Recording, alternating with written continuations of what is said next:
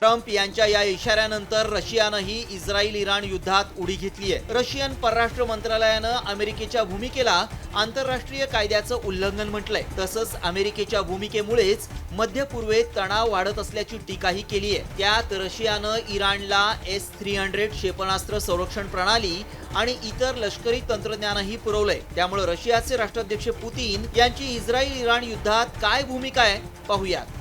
अमेरिकेनं इराणवर हल्ला केल्यास अणुयुद्ध निश्चित आहे। अमेरिकेनं इस्रायल-इराण युद्धापासून दूर राहावं। इस्रायल-इराणनं वाटाघाटीबाबत चर्चा करावी।